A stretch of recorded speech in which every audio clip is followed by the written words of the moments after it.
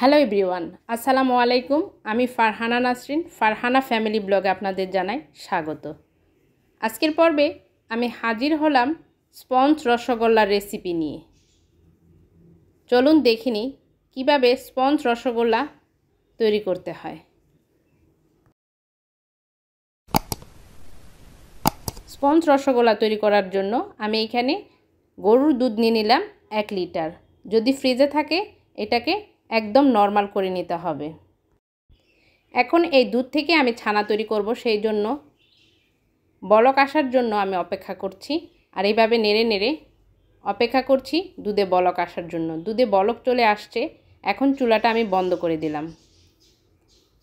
আর ঘড়ি ধরে 3 মিনিট এটাকে আমি ঠান্ডা করে নিচ্ছি। কিছুটা ঠান্ডা করার পর এর মধ্যে পানি মিশ্রিত ভিনেগার ঢেলে দিচ্ছি।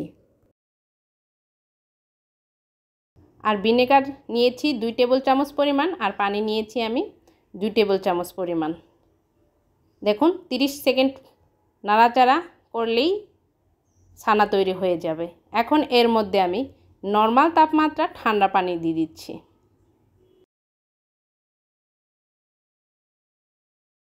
এখন ছানাটাকে আমি ছেঁকে নিব, সেই জন্য একটা কাপড় ছাঁকনির উপর বিছিয়ে নিলাম আর এটাকে ঢেলে দিলাম। আর সাথে সাথে বেসিনের কলটা আমি ছেড়ে দিলাম যাতে করে ছানাটা ঠান্ডা হয়ে যায়। এখন আমি এটাকে চিপে চিপে পানি ঝরিয়ে নিচ্ছি। এখন আমি একটা মোটা তাওয়াল দিয়ে এটাকে মুড়িয়ে আধা ঘন্টার জন্য রেস্টে রেখে দিব।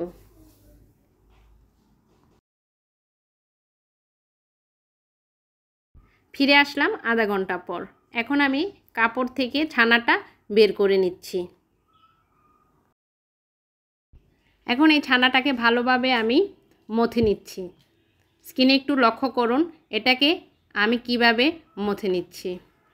আপনারা যারা নতুন এসেছেন আমার চ্যানেলে, প্লিজ আমার চ্যানেলটি এখনই সাবস্ক্রাইব করে পাশে থাকা বেল আইকনটিতে ক্লিক করে ফেলুন। ভিডিওটি ভালো লাগলে অবশ্যই একটা লাইক দিয়ে দিবেন। ছানাটা ভালোভাবে ম্যাশ করা হয়ে গেছে। এখন আমি চিনির শিরা তৈরি করে নিচ্ছি। এখানে আমি মেজারমেন্ট কাপের 1 কাপ পরিমাণ চিনি নিয়ে নিলাম, আর সেই কাপের 5 কাপ পরিমাণ পানি দিয়ে দিলাম। যদি আপনারা মিষ্টি বেশি খেতে চান তাহলে এখানে পানির পরিমাণটা 1 কাপ কমিয়ে দিবেন। চিনি শিরাতে বলক আসতে থাক আর আমি সেই ফাঁকে মিষ্টিগুলা বানিয়ে নিচ্ছি। প্রথমে আমি ছানাগুলাকে ভাগ করে নিচ্ছি। এখন এখান থেকে 1 ভাগ ছানা নিয়ে আমি গোল করে মিষ্টির বল তৈরি করে নিচ্ছি। আর এভাবে সবগুলা বল আমি তৈরি করে নিচ্ছি। মিষ্টির বলগুলা তৈরি করা হয়ে গেল। এখন আমি একদম বলক তোলা শিরাতে মিষ্টিগুলা এক এক করে দিয়ে দিচ্ছি। আর চুলার তাপমাত্রা একদম হাই হিটে আছে। আর এভাবে ঢাকনা দিয়ে ঢেকে আমি মিষ্টিগুলাকে সিদ্ধ করে নিচ্ছি। ঢাকনা দেওয়ার ঠিক 5 মিনিট পর আমি ঢাকনাটাকে একটু সরিয়ে নিচ্ছি।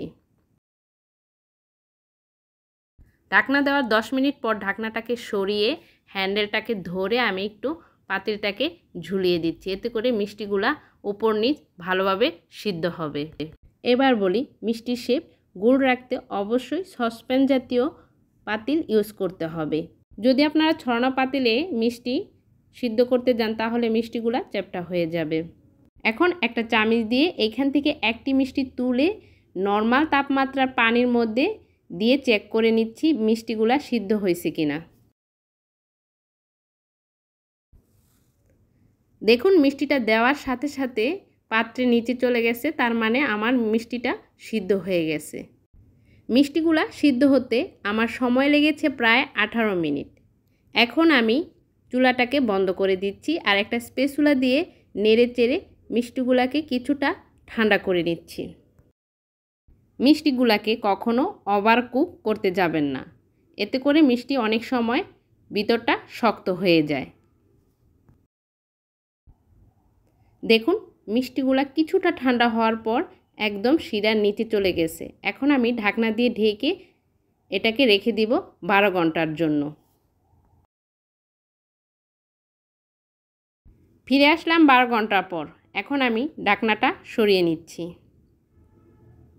দেখুন মিষ্টিগুলা শিরা টেনে একদম পারফেক্ট রসগোল্লা তৈরি হয়ে গেল।